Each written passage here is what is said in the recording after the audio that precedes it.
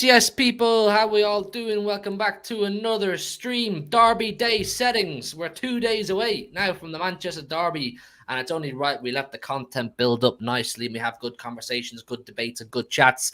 This is a very special stream. We're going to do a combined 11, treble versus treble. Now, I saw plenty of you in the comments saying, like, oh, if it's a combined 11, no United players will get into the City team, and Saeed, I think, agrees with you on that. So I think a better conversation would be treble versus treble. I saw loads of people talking about this in the last few days. Shout out MCFC lads. I saw him on the United stand telling them whose treble was better. So we're going to go pound for pound, player for player. Obviously, a lot of you were expecting Big Steve. Big Steve is a busy guy. He was meant to be on this show. He got asked to go on Saturday Social down in London for Sky Sports. A great opportunity he can't say no to. So we have to pay him respect and wish him well with that. But very kindly, Amos from City Report Pod has stepped in to argue on behalf of the City treble winners. How are you, my friend?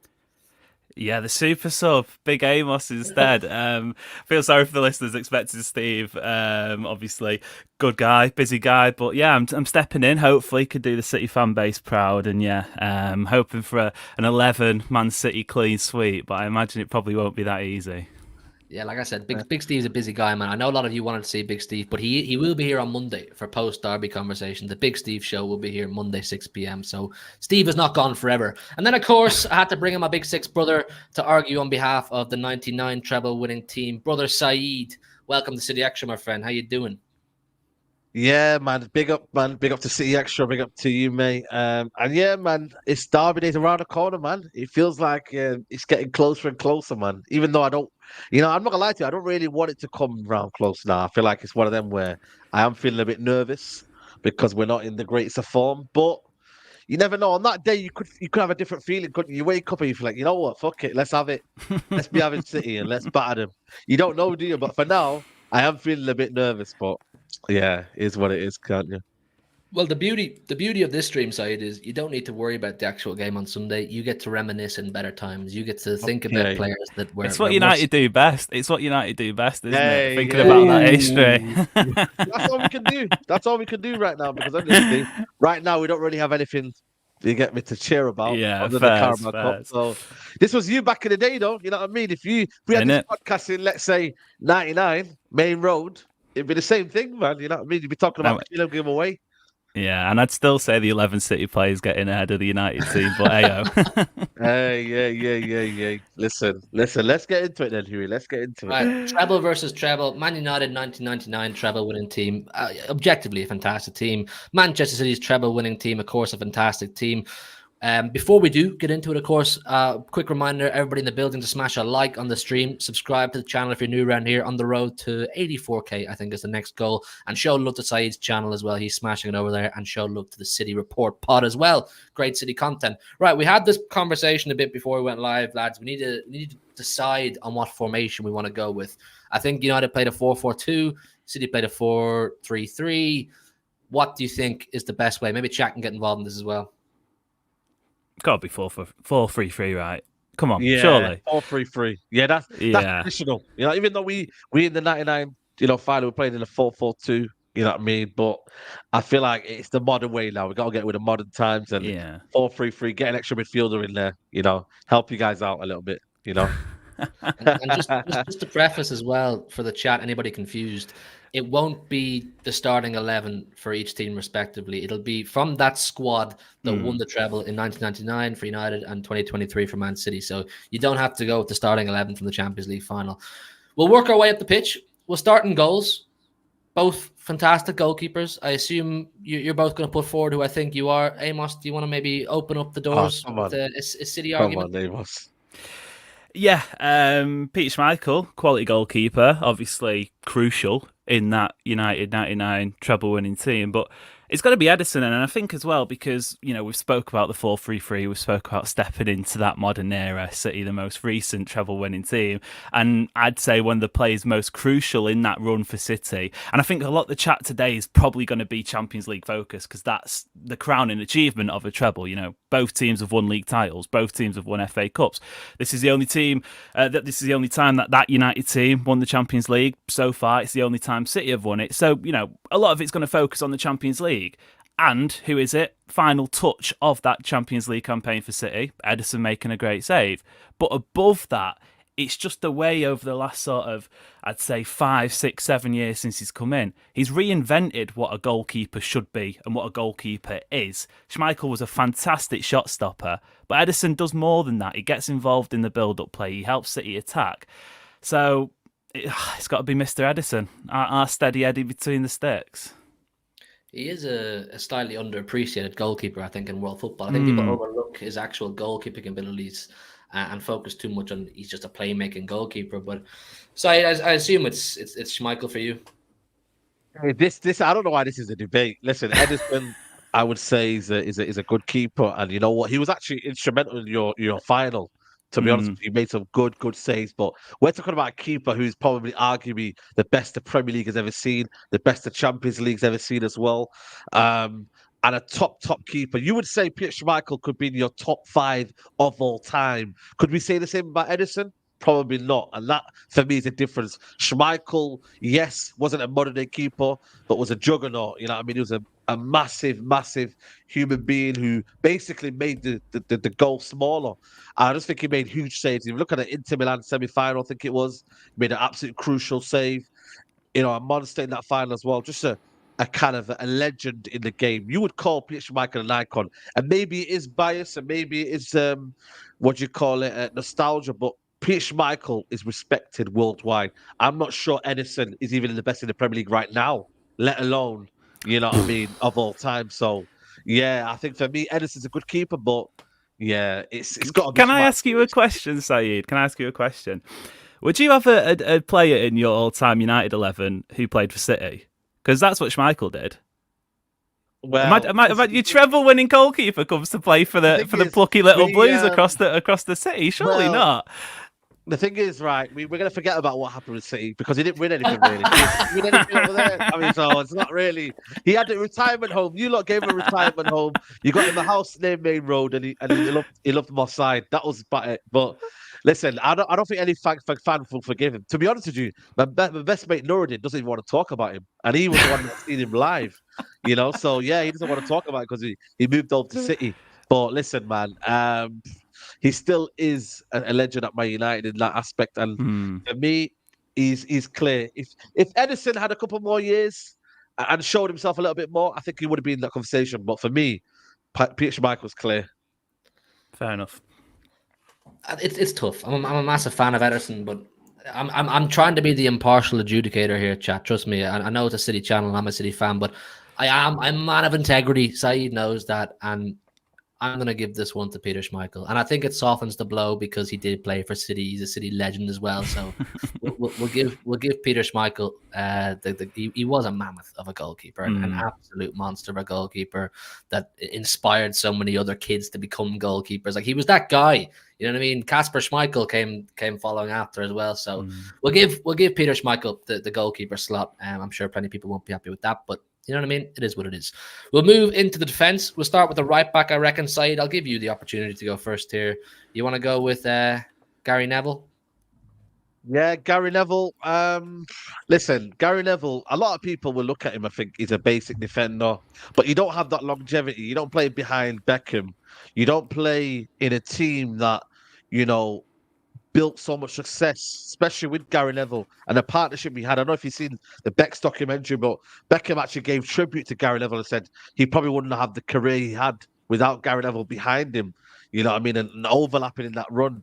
So I look at Gary Neville, I think a lot of people just think he's a basic defender and he doesn't really have anything. But he was actually consistently good. You know what I mean? Certain defenders, you know what I mean, they might have a great game one day and then they might go back a little bit. But he was literally an 8 out of 10 every game. And I think sometimes that might be something where fans just look at, well, to be honest with you, yeah.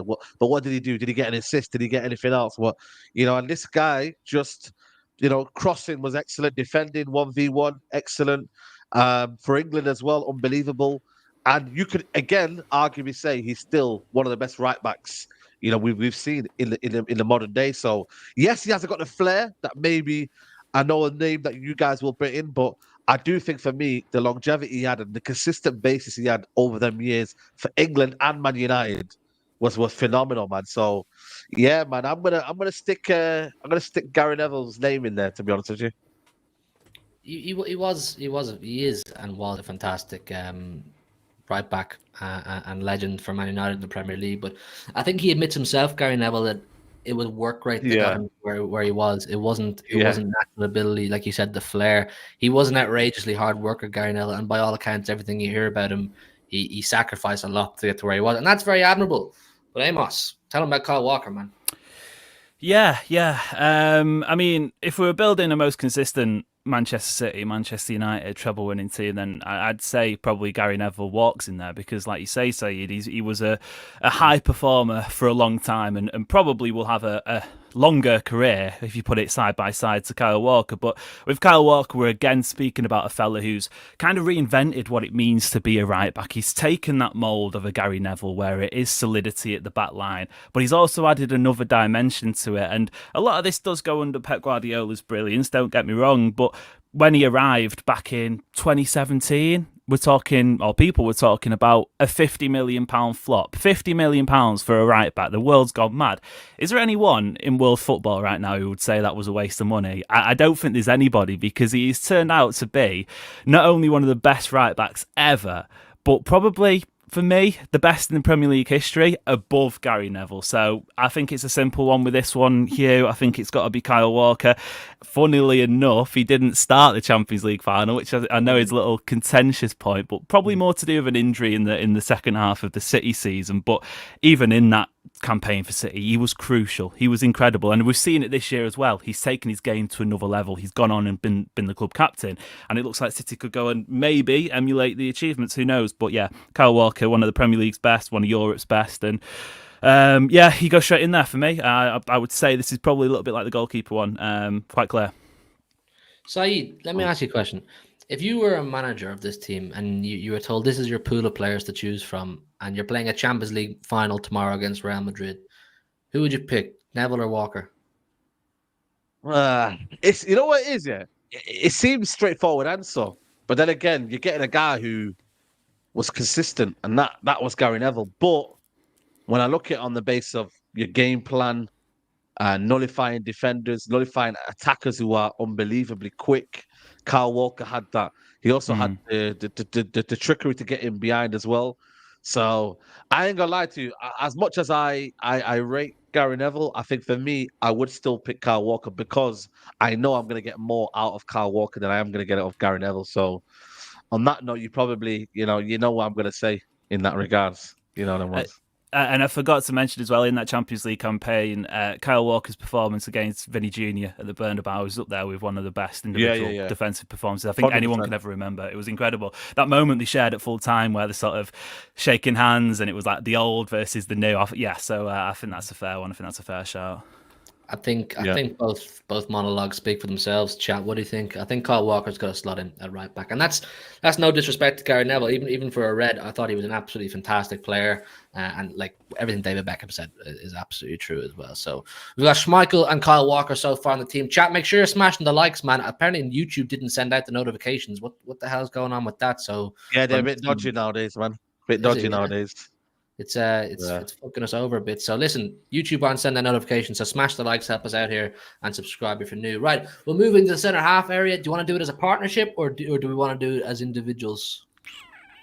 I go with individuals. Yeah, I reckon we could probably take one and one. I reckon we could probably squeeze one of each in there, to be honest. Yeah, I ain't gonna lie to you. I think we could do one of each because for me, Yap Stam has to be in there, man. Literally, like what a man, what a guy, what a defender, one of the most feared kind of defenders in that period between, you would say, 98 to kind of 2001. Obviously, he was with us for that time, not long enough. And Fergie's one of his biggest regrets was that he didn't keep it for longer. You know, this guy was unbelievable, standing tackle, aggressive, quick as well.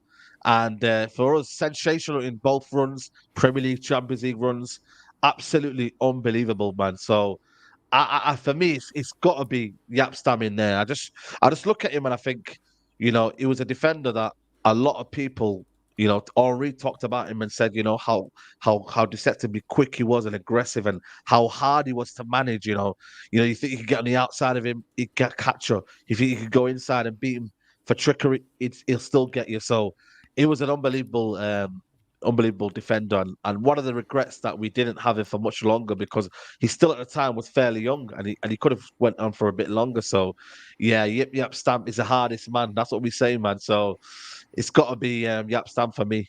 At least one in there.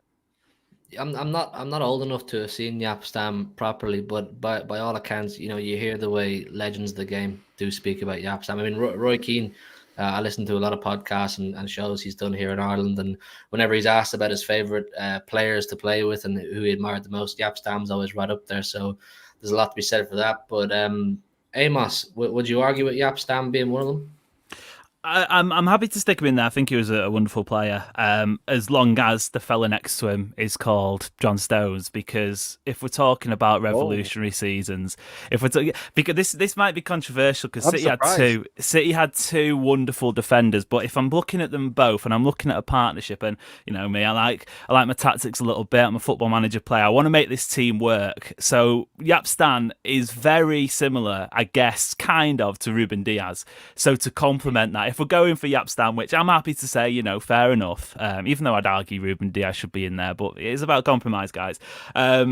You need someone like that next to John Stones. That fella last season had me just enchanted by him. It was wonderful the way he was playing football in the second half of that season. What do we call it? The false five Guardiola turned him into, stepping out from defence, just completely transformed the way City were able to play. And we speak about Walker's performance against Real Madrid in the Champions League. John Stones against Inter Milan is a masterclass. And UEFA social media channels are absolutely milking his performance. It's every day I'm scrolling, I'm seeing another compilation. John Stones passing, John Stones heading. Got a couple of goals in that Champions League win as well. Massive goals in the Premier League. He scored against Arsenal in that big title clash. So not only is he a wonderful defender, he's a goal-scoring midfielder as well. He's just a complete hybrid. So, Stam and John Stones, I think, kind of works. The two double STs as well. So, yeah, should be good, that. Just to clear up for some people who don't understand the concept in the chat, it's a treble versus treble. So Vincent Kompany can't get in there because he wasn't. He did win a treble though, 2019. Not the treble, but did win a treble. He was never told he could. He was told he could never do that as well, wasn't he? You know. Yeah. Sweep, but there he was. Company, you know what I mean? I'd love him to win the treble, but it wasn't to be. John Stones and Yap Stam, I think, as Saeed said, Yap Stam, the hard man, the muscle, and then John Stones, the Rolls Royce footballer with technical ability and can make things happen, go forward. So I think that's a pretty good partnership, Stones and Yap Stam. So we'll go with that. Move into left back. Got quite a few to choose from, Amos, I suppose, for us, don't we? Yeah, this is an interesting position, I guess, for City because they didn't really have one. Cancelo, typically speaking, a right back, started the season at left back. Obviously, we all know what happened to him, and I don't think anyone's going to be questioning whether or not he'd get in the team. Although technical ability probably is one of the better players, but in terms of the treble winning team, he wasn't a treble winner. So I've put forward and Akanji again, and a shout out him. He had a great campaign, but I think he's probably a level below this side. So I've gone for Nathan Ake, and that might seem like a bit of a rogue shout, and maybe someone who isn't necessarily deserving, but quote from Guardiola at the end of last season basically said something along the lines of, "We've won what we've won this season because we now have defenders who want to defend." And that's Pep Guardiola, the fella who is credited as one of the greatest managers of all time for implementing attacking possession-based football. And he's praising Nathan Ake, amongst others, don't get me wrong, but specifically Nathan Ake's role in the team for being a defender. So if Guardiola can see the importance of that, then surely everyone else would. He was phenomenal, obviously helped City go into that sort of back three when John Stones was stepping forward, left footer as well, which is important. And I just feel like Nathan Ake is a classy operator. He's going to give everything for the team as well. He's going to die for that shirt. And yeah, Nathan Ake for me, not the strongest pick, don't get me wrong, from the rest of the City squad as we get into midfield. I think it starts to become a little bit more City dominated. But yeah, Nathan Ake I'd put a good shout up for. Nathan Ake is one I've maintained that we don't win the treble without him. I think he was so consistent last season, even at times where we weren't playing well. You know what I mean? Before Christmas, that little kind of rocky patch after Christmas too, he still held it down. So big up Nathan Ake. Saeed, who are you going to put forward? Who was left back for that treble team? It's your favorite Irishman, man, Dennis Irwin. You know what I mean? Dennis Irwin. Yes. Yeah, listen, I think for me, this is not the City's greatest point. I believe you can admit that, Amos. I think Dennis Irwin was clear, man. Left foot, right foot, free kicks, penalties, the lot, man. This guy was unbelievable. Up and down that left-hand side. Was so dynamic for Man United and helped Man United so much, man. You know what I mean? And he wasn't just a one-trick pony. You know what I mean? He could do so many things. And the fact that he was both-footed, can play right back and left back, and was such an attacking winger, so attacking fullback. People, you know, they look at modern day fullbacks now, and he was that almost like modern day fullback back in the 90s, you know. So he was excellent, and like I said, another player who in that period that was so dominant for us because, you know, and like I said, no respect to Nathan Ake, no respect to Cancelo, but they couldn't lace one boot of Dennis Irwin. I'll be real with you. So yeah, for me, it's Dennis Irwin's in there. And I think it should be unanimous on that one. I think even the chat agree as well. So it's an easy one for me.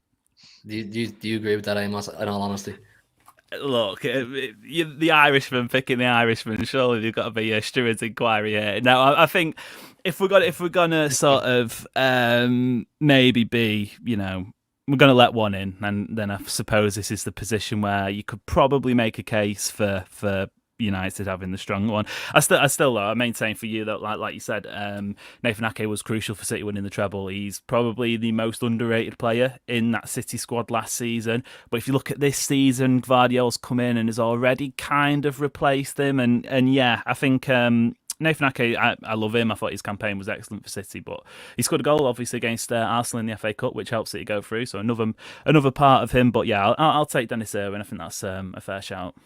Yeah, my decision was going to be Dennis Irwin because I think Saeed summed it up perfectly. Irwin was arguably the pioneer for like creative fullbacks. You know what I mean? Fullbacks with a bit of flair. It was the transition from fullbacks being aggressive brutes that you struggled to get past as a nippy winger to this guy was actually offering going forward as well, left foot, right foot, and of course he's Irish, so it helps. Okay, Dennis Irwin, yeah, you're going in left back. We'll move into holding midfield, and I think this is going to be hotly contested between you two. You got Big Roy Keane and Big Rodri, lads. Rodri. I think for most positions, I kind of know who I'm sort of going to go with myself, but this is one where I'm like fully 50-50. You know what I'm saying? Well, listen. Rodri is an unbelievable player. Rodri is he's been phenomenal for Man City. Yeah, I think everybody could agree he's probably the best CDM in the league right now. But when you're talking about a captain, a leader, a guy who set an example for Man United, who scored big goals. He didn't play in the Champions League final, obviously he got suspended, but was so pivotal to getting us there in that semi-final. You know, scoring in Turin, unbelievable. You know what I mean? And I just honestly, guys, as much as you can say Rodri and whatnot, he scored in the Champions League final. Is he City's most important player compared to Roy Keane? Probably not. I think Rodri was an important cog in the machine that you still need, but ultimately Kevin De Bruyne and Haaland and them guys will get the glory. Whereas I feel like if you need someone who's dependable, if you need someone who would show leadership and character for the whole team and would embody the 99 team, it would be Roy Keane. I mean, unbelievable on his day. Like I said, technically as well, people don't assume that he's not technically good. You know, the art of tackling. I mean, if Rodri can tackle, I mean, what could Roy Keane do? And I think ultimately in a team where, let's say they played in the same era now, I think yes, Rodri would have a lot of the ball, but yeah, I mean, you wouldn't want Roy Keane coming in and clattering you. You know what I mean? So I look at it. I think if you similar to what you said before, Amos, if you have to choose one in your team, Roy Keane or Rodri, I mean, I think you're picking Roy Keane. And I know you're going to say City bias and Rodri's so underappreciated, but I think Roy Keane was captain, unbelievable, mate. And like I said, he was one of the people that was the actual pioneer for Man United's kind of team. You're looking at Beckham as well, giving him all the mentions and whatnot. Unbelievable captain. So, yeah, Roy Keane for me. It's a good argument. What do you reckon, Amos? Well, Saeed, you said if Rodri could tackle, what could Roy Keane do? Well, not a lot else, to be honest with you. If your argument is the fella's going to come in and clatter an opposition player, then I don't want him anywhere near my team. There's a reason he was suspended in the Champions League final, because he's a nutcase. He's a good nutcase. He was a wonderful footballer, and he was a player who embodied the United spirit of that time, although that does make me feel a little bit sick.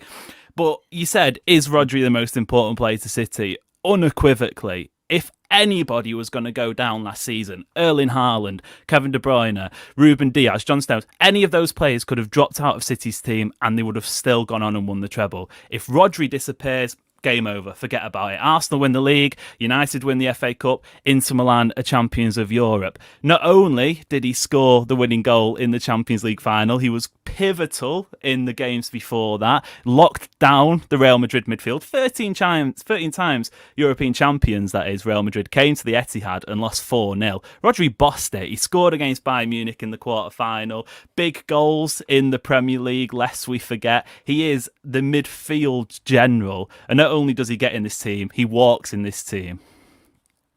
You know what it is with me? I look at Rodri, but are you saying to me if you had to pick three? So you got three players now, and one person had to miss out. You would say it would be Haaland or De Bruyne ahead of Rodri. Oh, they don't have to miss out anyway because they'll be in there too. No, but what I'm saying, if I'm making a list, at the start of this, yeah, absolutely. And I think that, look at what City did without him in recent weeks. 3 matches, 3 defeats. I mean, the guy is... City can play around the absences of Kevin De Bruyne. We've won a league title where Kevin De Bruyne has been injured for the most part of the season, and we could go and do it again this season as well. If Rodri isn't at City, it is a car crash. I genuinely, hand on heart, promise you, it is a mess. And I mean, he's City's most important player. I think Guardiola even said that himself. So yeah, although maybe he does have a little bit of a mad moment, Keane-esque in him, trying to strangle Gibbs White. But yeah, not only is Rodri the best defensive midfielder, it's what he does going forward which makes him that cut above the rest. He's such an attacking genius. Yeah, easy, simple. Yeah, Huey, man, it's another one that you have to go with your fellow Irish contingent because they'll not forgive you. If you go with Rodri, remember what he did at the World Cup. Remember what he did at the World Cup.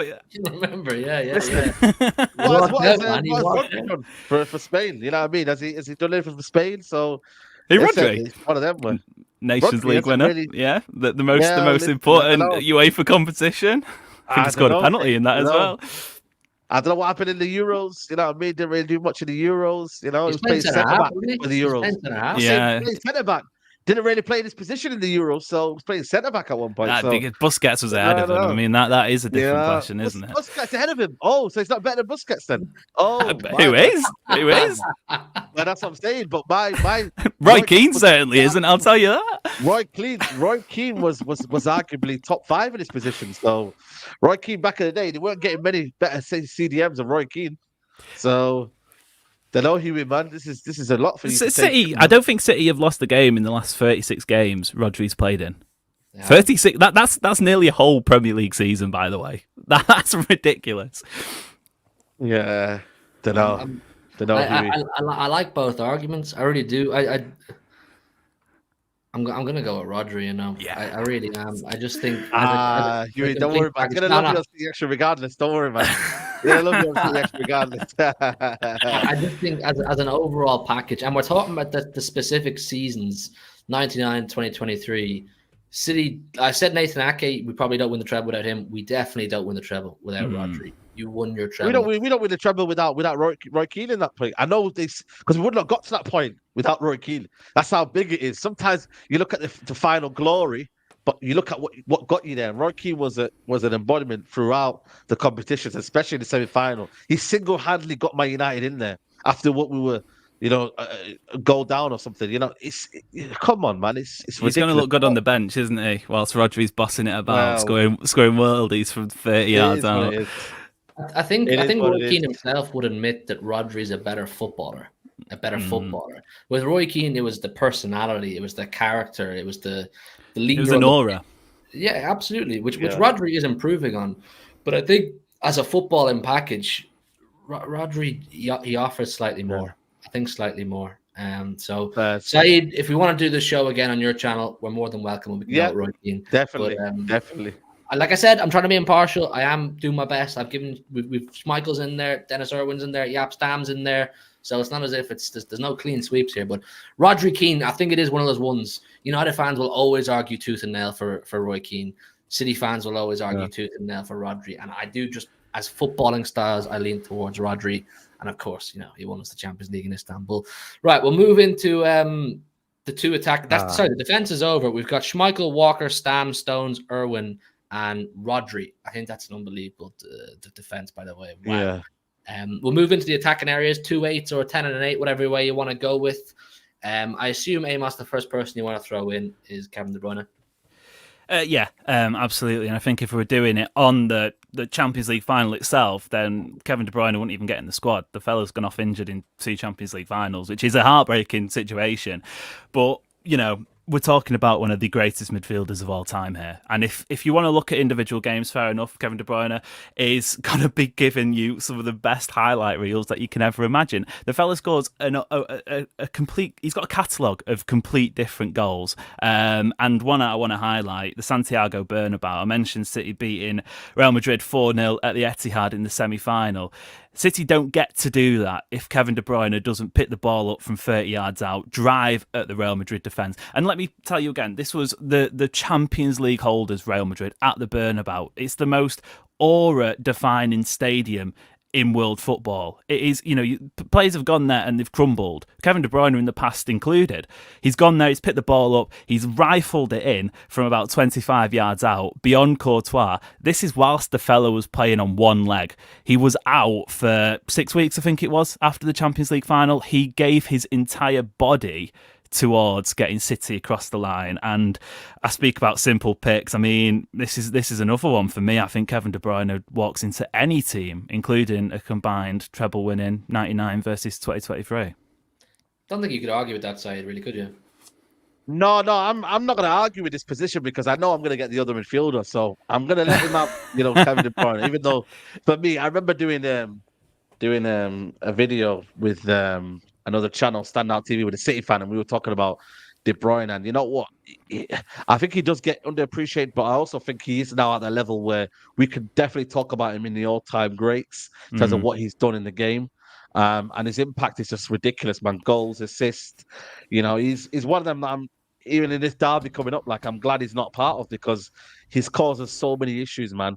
Such an intelligent footballer as well, and I feel like for me, he's someone that I would definitely take in a heartbeat in this United team, 100%. So yeah, definitely for me, he's in that midfield. But that means I take the other midfielder in that 8 role, and that's Just quickly, can I ask a Dem- question about De Bruyne's side? Because I'd love to know your opinion looking on the outside. yeah. You obviously mentioned that he's going to go into sort of the all-time best midfielders. Do you think he needs a Champions League final, like a winning Champions League final performance, to be remembered as like a Xavi and Iniesta? Up there, just from the outside looking in, because City fans will agree Difficult. he's there already. Yeah. But does he need that sort He's of there moment already. in the final?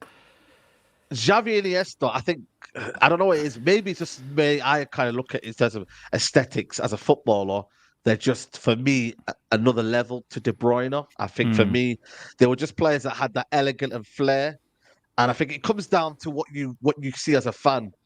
Sometimes people might not like the way Haaland plays and the fact that he's a bit like, doesn't much do Gangly. outside the box. But in terms yeah, exactly. But in terms of goal scoring, he's unbelievable. And maybe that's not the reason why he's not getting the Ballon d'Or. Because Messi, the way he plays and the way he is as a footballer, is a better footballer than Haaland. So I think for me, he will be in the conversations, but just maybe Xavi and Iniesta, the way they were and the way they kind of, for me, I don't know, just revolutionized football and the tick-attack away and the way people see football. Yeah, they were just for me cut above the rest for me. There you go. De Bruyne's in. The other midfielder was it Beckham? You were going to say, Said? No, I'm going to go for Paul Scholes, man. Paul Scholes, I'm going to go for. Because obviously, the other positions will go somewhere else. But yeah, Paul Scholes, man. For me, my greatest ever footballer, in terms of United, for me, like everyone always looks at Ronaldo. I say Paul Scholes, man. I just used to love the way he played. I actually used to play like him when I was in school, when I was in college, like just spraying that ball 30 You could have yards. been Paul Scholes, Said. Yeah, is that you? Yeah, I was more of a midfielder, man. I was more of a, Said Scholes. Yo, I'm telling you, man. I'm telling you, people. Like, I don't know, man. I just think for me, the way he dictated play, the way he kind of changed his position over the years, he was more box to box, and then he kind of went into that sitting role as he got older. People talked about him. Xavi talked about one of the best ever. Zidane said he's one of the best players he's ever seen. This is a guy that you could definitely put in the world 11, and you know what? He could play in different leagues as well. The way he was so technically, when I look at Phil Foden, I think sometimes the way he plays, it's so like I don't know, it's so technically gifted. He could play in any league. Same way with Paul Scholes, that he could play in any league, and I think he wouldn't be out of place. And that's just the way he is. So Paul Scholes, and he scored goals as well. What midfielder gets goals? I know De Bruyne does, but this midfielder actually gets goals. So unbelievable, dictating tempo. You know what I mean, and just making us a better team in terms of the way we played out from the back. Defensively, attacking wise, yeah, complete midfielder for me. What do you reckon, Amos? Gundogan? What midfielder gets goals? I'll tell you, Saeed. Ilkay Gundogan, he gets 2 in the biggest Manchester derby of all time. One of them after 12 seconds. We were all there. We saw it. The 30,000 bucket hats, and then 12 seconds in, Gundogan scores. I mean, Ilkay Gundogan. I think it says a lot this season. City's. And they are relative, don't get me wrong. We're still towards the top of the table. We're still going to go through in the Champions League. Shame we can't say the same about United yet. But the drop-off City have had in terms of that goal-scoring midfielder. Kovacic has come in, isn't quite looking like he's going to be that guy. Nunez has come in, looking bright, but, isn't looking like he's going to be able to be that guy. Gundogan's 2022-23 treble-winning campaign. First of all, he's the captain as well, which is an important point. But there's some major goals in there. And, Everton away, he opens a score in there. He gets a free kick. And it's 12 seconds, man. 12 seconds. I can't look past it. Imagine 12 seconds in an FA Cup final. I mean, that must be burned on your brain like forever. I can't imagine what it's like. I barely sat down. I literally barely sat down. Yeah. I don't know. Huey, you were there. You were at the FA Cup final, weren't you, Huey? I literally barely sat down, and I was like, "Whoa, damn, man! Like, man's have to go here." So, you know what it is? Yeah, Gundogan's one player that I feel like for me doesn't get the respect he deserves. I think he's been an integral part of what City do. When he came from Dortmund, I was like, you know what? You're actually getting a good player. When I actually looked at it in terms of Dortmund, yeah, I said to myself, bro, City are getting a good player. Because I watched him in the final against Bayern. He was unbelievable. I watched him against Real Madrid. He was outstanding. So I knew you were getting a good player. And he's actually lived up to the price. I thought the first couple of years, he was a bit hit and miss. He didn't really get into the team as much. But then I feel like the lockdown era times, he then started to become more prominent role. And then De Bruyne was out injured. He kind of carried over. But I'm sorry, man. He doesn't lace Paul Scholes' boots. I'm sorry, Amos, but is he one of the best midfielders ever in the Premier League? Is he one of the best midfielders that we've ever seen? No, I feel like there's been other good ones available. But have we seen another Paul Scholes? Probably not. And that's the difference for me. Call Frank Lampard and Steven Gerrard, and they were both better than me. There's a reason Paul Scholes has played right wing for England. No, but then again, Gerrard played left wing. Gerrard played left wing. So are we going to say Gerrard was a one-trick pony? That was because of Sven-Goran Eriksson and the fact that he just couldn't get them to play together. But had England played, he would have been, for me, at the heart of it all. So I look at it, I think Gerrard gets all the glory moments, but actual player, for me, Paul Scholes is clear, man. That's the way I kind of look at it for me. But it is what it is. I think for me, Gundogan, good player, but just coming up against a guy who's just an icon. You know what I mean? And that's what he is, man. He's a reason why you see him in the legends bracket. Sorry, is Gundogan a legend? No, I think he's a great player though. But two things to that though: is Gundogan not a legend because recency? You know what I mean? There's no nostalgia. This is always going to be this is always going to be the thingy. But still, even though I look back at his career, I think for me, I would still put David Silva ahead of him. I would still put. Would I put Fernandinho? Probably yes. I still think Fernandinho was unbelievable. So I think even in that Man City team, he's still a little bit above the bracket. You know what I mean? In that regard. So I would still put David Silva as ahead of him. That's just the way I kind of look at it. So you had a chat with David Silva, Scholes, maybe, yeah. But not Gundogan for me. You know? Would you agree with that, Amos? Would you put Silva above Gundogan? Oh, that's a difficult question. Probably not. But because with David Silva, I think that's a case of KDB versus David Silva, and then you dropping down a bracket. I would personally go Gundogan above Fernandinho. I think Gundogan, you mentioned it before, Saeed, the sort of the lockdown campaign. He was City's top goal scorer in a season. City reached the Champions League final, and granted that was the system. We didn't have a striker; it was geared towards him.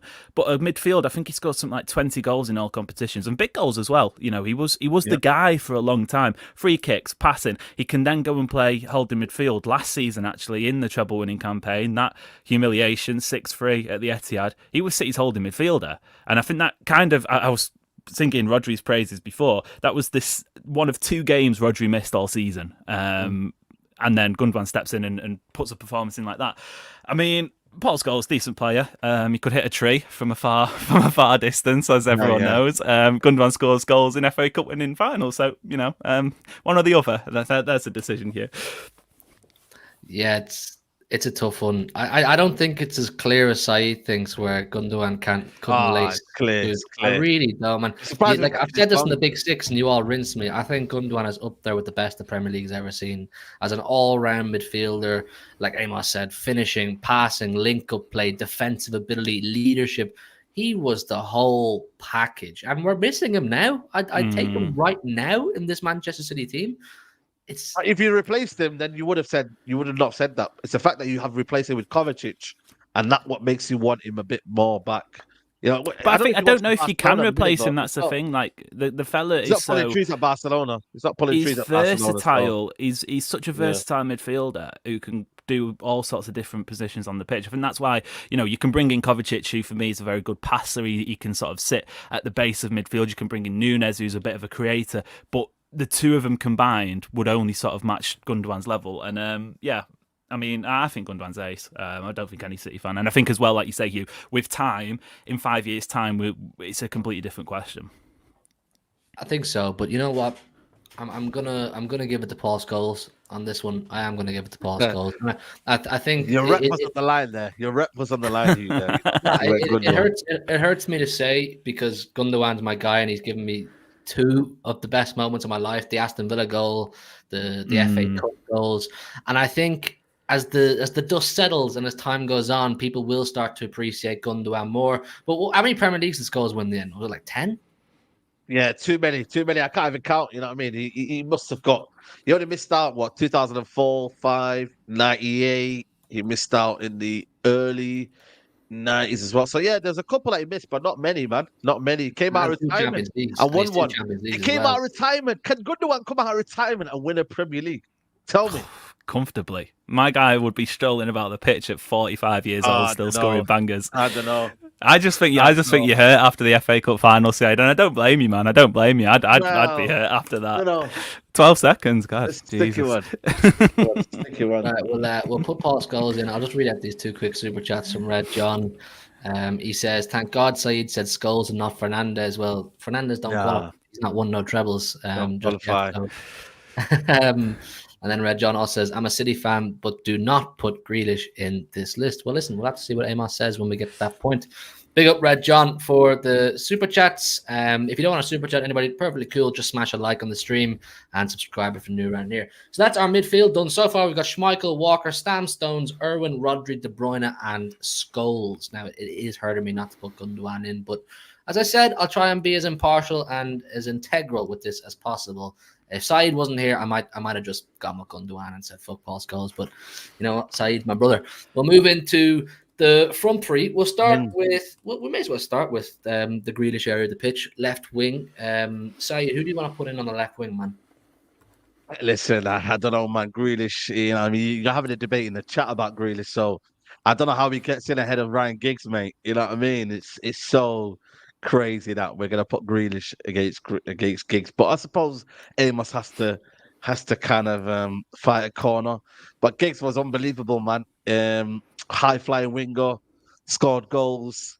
The ultimate winger, really, in the 90s, where you kind of looked at and thought, wow, he's up there in terms of the top. You would say top 5 wingers in the 90s. You know, you had top wingers in the 90s, and he was clear. I mean, longevity. You know, this is a guy that's gone how many years? 20 odd years playing at the highest level. I don't know if you've seen it, but he even played, to be honest with you, in the Champions League when he played. Was he like 39 and he played in midfield? You know, and he was bossing it in that regard. So this is a guy that you could play him anywhere and it would be unbelievable. So, I mean, there's not much to say, really. I just think Giggs is just clearing this. Yes, Grealish, you know, he had a big part in the Champions League run. But yeah, if you're having debates about Grealish and Doku, when you had a guy who basically locked up that wing for Man United for a good part of 20 odd years, I mean, there's no debates there, really, is it? And he even rejected your club as well, didn't he? You know what I mean? So it is what it is. You know, he came to the better part of Manchester and he shelled it over there. What could have been for you guys? You could have had a legend at your football club, but you ended up selling him, which is crazy, man. So it's a bit of a salt one to take, isn't it, guys? But yeah, Giggs is Saeed, man, that's so cheeky. No, but it's true though, man. It's true. It's so true, man. You know. I'm interested to see how Amos maneuvers this because I think it is a landslide. Giggs next. Don't make me speak about the guy. I think City fans of a certain age, you and I included, you will have memories of Manchester derbies of years gone by where I think it's moulded us into the people we are today, both in a football point of view and a non-football point of view. Bitter blue. Yeah. No matter how many trophies we win, that'll always stay the same. And obviously crucial to that, not even just in the treble where Ryan Giggs was just starting to come through, going on for the next 10, 15 years, you know, the ultimate footballer, I guess. And look, I adore Jack Grealish. I think he's excellent. He gets far too much criticism. If we're going combined 11, he walks into Manchester United's current team right now. He's a wonderful footballer. But Ryan Giggs, goals. I think it was Saeed in a game against Arsenal in the FA Cup. Scored one of his sort of iconic goals. I mean, he needs a shaver on that chest. Don't get me wrong; it was a bit of a gammy chest, but wonderful footballer. Guy scores goals, and he did it for years. And I think that's probably the most important part. Okay, so Jack Grealish gets into the... No, I'm joking. Ryan Giggs unanimously gets into the front three. Red John again says, I'd rather have Martin Petrov than Jack Grealish. I don't think Red John's a fan of Jack Grealish. Big up Red John for the super chat. We'll move over to the right wing first, and we'll leave the striker position till the very end. You got Beckham, you got Mahrez, you got. Is there anybody else I'm thinking of? Bernardo, Foden. You want to go with any of them, Amos?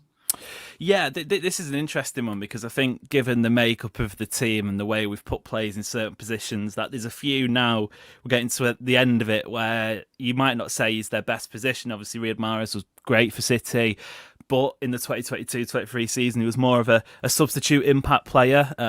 Great in the FA Cup, he got his starting minutes there. I remember a hat-trick against Sheffield United at Wembley in the semi-final. Bernardo Silva, again, another wonderful player. This was kind of the position he was playing in the bigger matches. But for me, I'm going to go Phil Foden because the fella is, we speak about Ryan Giggs and we speak about the quality of Ryan Giggs. The fella is exactly the same in terms of that maverick, in terms of that making something happen. It's the history books might not remember it in the back end of the season because he had an issue, he had an injury, he had to have surgery. And he was out for that sort of April-May run-in.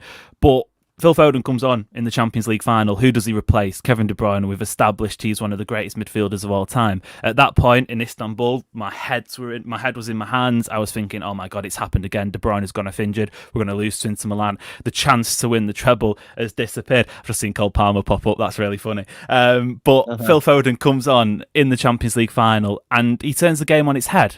He is crucial to get the goal. He creates space for City. He dominates and he nearly scores. And if his finishing was a tiny little bit better, he probably scores one of the greatest Champions League final goals of all time. He receives it on the half term. He dribbles past the Inter Milan defence and has a shot at goal. Just from this season as well, I'm sure, Saeed, speaking of memories, you'll remember a hat-trick at the Etihad Stadium, Stockport born, which is where I'm from. So big up for that. He is. I'm from Stockport as well. Yeah, so. Look at that. So you've got to go with the boy. You've got to go with the Stockport man. I think Phil Foden is that sort of raw talent, that pure maverick, that genius who can make something happen out of nothing, basically. And yeah, Phil Foden goes in there at right wing. A lot of overwhelming suggestions from the chat saying Beckham, Saeed. Listen. What can you say about him? I mean, what can I say, man? They made a movie out of him, man. That's why I said Huey last time, didn't I? You know what I mean? Beckham, man. Listen, Beckham was a pioneer. You know what I mean? Phil Foden, I'm sorry, man. He's not a pioneer. Beckham was just a guy who kind of created that idea of a winger who was also high flying, but free kicks. Everyone wanted to bend it like Beckham. Everyone wanted to be Beckham, really. And, you know what I mean? He established goals. He established key quality goals in high key games as well. You know, you're talking about a guy who, you know, got if you look at the corner in the Champions League final in '99, was there to deliver. He delivered in so many big moments for Man United. I mean, he scored in the final day of the Premier League season as well. It's such a high quality footballer that I think gets underappreciated and undervalued, to be honest with you. A lot of people always say, oh, Beckham, what was he really like? Did he really have any high quality? Was he really a winger? Was he more of a midfielder? Nah, mate, he was an unbelievable footballer as well. So, you know, had an unbelievable career. Yes, it went a bit sour in Real Madrid, but for the peak years he was one of the best right midfielders in the world. So, yeah, listen, no disrespect to Phil Foden. I thought he was going to put Mahrez in there. Would have been a little bit more entertaining, Amos, but yeah. Listen. Nah, no way. I love Riyad, but nah. Beckham, Fergie loved him so much he booted a football at his head. Football boot at his head. That's what happens, you know what I mean? When passion gets involved, you know what I mean? Things happen. I mean, you know, didn't get Yaya Touré's birthday cake and he ended up, you know what I mean? It's one of them, isn't it? It works in both ways. So, you know, the boot was there, but ultimately, I think Fergie even said he regretted it. So, you know what I mean? It was one of them, passion and rage got involved. But, Beckham was he just revolutionized the way a winger was as well. Like, you know, everyone just thought, you know, high flying, simple, get down the wing direct, but he had passing. Look at his long range passing was just unbelievable, man. So yeah, for me it's Beckham all day. I think it's Beckham. I think it's Beckham, and I think it's quite clearly Beckham as well. I think Phil Foden can go on to surpass Beckham in this conversation. Can he though?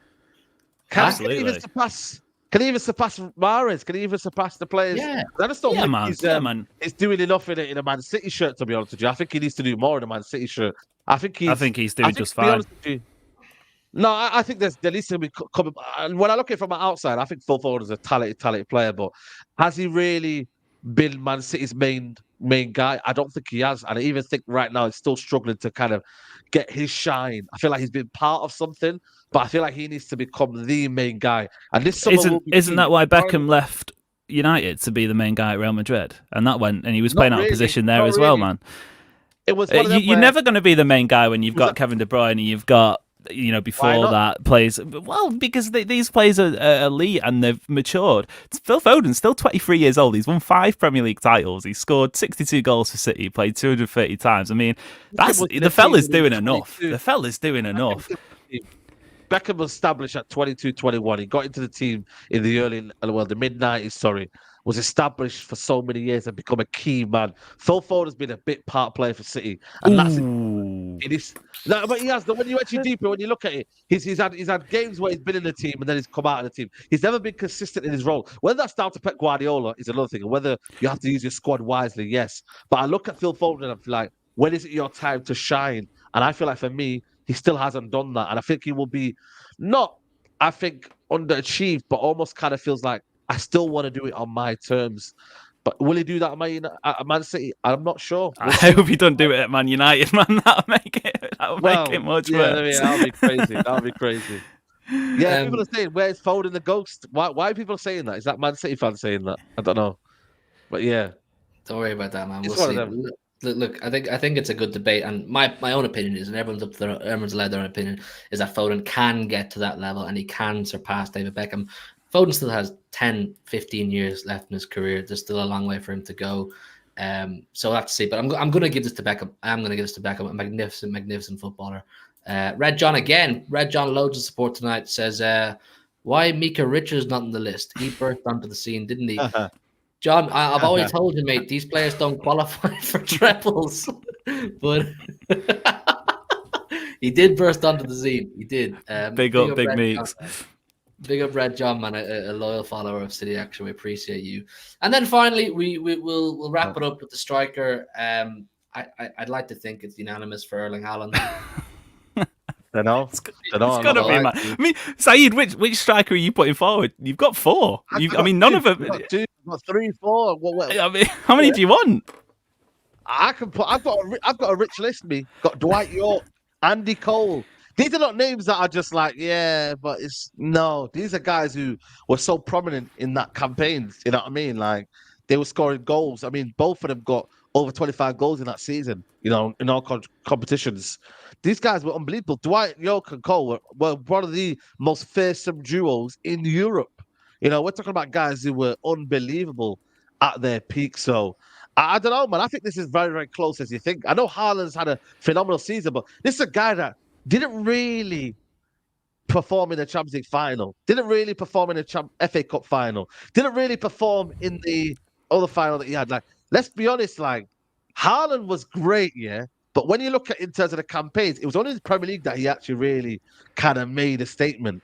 In the finals, was he really there? I'm not sure, man. So I can't lie. Even though Haaland's been unbelievable that season, in the finals, he went missing.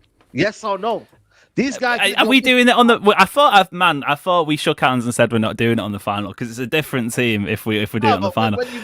But when you want a guy to be there when it matters, was your guys there?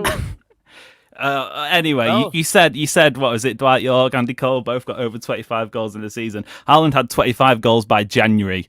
The fella scored 52 goals in 53 matches for Manchester City as they win their first ever European Cup, the first ever treble, eclipsing Man United's greatest ever achievement. And you asked if he did it in the Champions League. Well, he got 12 goals out of 11 matches. I remember a goal against Bayern Munich at the Allianz Arena. Hugh and I were there together, jumping over each other. It put City through into the semi-final. If not for Courtois, he probably gets a brace in that home game against City. And don't get me wrong, there are occasions, the Champions League final, the FA Cup final are an example where Haaland can go missing a little bit. Don't get me wrong. Again, young player, it's going to happen. But speaking about one of the greatest ever seasons, individual seasons in English football history here. 52 goals in 53 games. It's absurd. Yeah, I have to give it to Haaland. Saeed. It's based on the season of '99 and the season of 2023. No one is surpassing Haaland with 52 goals in all competitions. Listen, I am can't have a full so front it is three of what it red is, either. but, You know what I mean? yeah. Like, you have Beckham, you But have why Giggs. can't we? Is that what it is? It's just that is what you want. You want a player to go in there, like, is that what it is? Because you got. It's not like you're just trying to you know, shoehorn. This is Erling Haaland. Do you know what I mean? Like, I mean, this is a sympathy vote, man. This is a sympathy vote here. What's going on? I mean, but it's all good. It's all good. I think we've won the combined 11, so it's all good. You know what I mean? It is what it is. What we're gonna do is I'm gonna get Jordan hopefully to make a graphic for this combined 11. We'll put it up on City Extra's Twitter. We'll tag both of you Hey, guys. it's gonna blow up.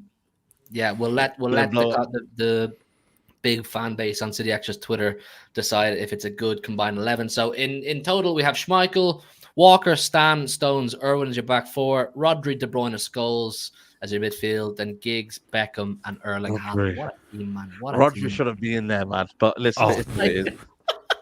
Come off it. You know it. You know it, man. You know Roy it. Keane. Roy Keane, man. Saeed, man. You're a funny Roy guy. Keane wishes he was Rodri. I think Wow. with the manager situation, Ferguson versus Pep, we'll let the comments decide that. We've just touched the hour mark. I really, really, really enjoyed listening to both of you argue for both your players. Two fantastic guests. I know some of you who are looking forward to seeing Big Steve might be disappointed, but I think it's fair to say Amos absolutely smashed that. Yeah, man. Fair play, man. Fair play, Amos. Enjoyed it. Yeah, man. Anybody who wants to go and support Amos, I'd massively, massively recommend it. I always say it. I fly a lot to go to games and around Europe and that. I always download a few episodes of the City Report podcast to listen to Amos drop some knowledge on me. So go and support the City Report podcast, man. You'll catch Amos. And of course, massive thank you to my big six brother, Saeed TV. He's got a stream coming up at 6:30, 25 minutes from now. There's a redirect from this stream straight to that. So go over there, show support to Saeed, all our great guests. I always say we like to show support to the show, appreciation for them coming on. Saeed, absolute legend, mate. Can't thank you enough. No, big up, man. Big up the chat, man. It's been a good chat. And yeah, man, they've been a bit fair as well. You know, there's a couple I thought, would they really say Grealish over Giggs? But yeah, good chat, lads. And big up to everybody on City Extra, man.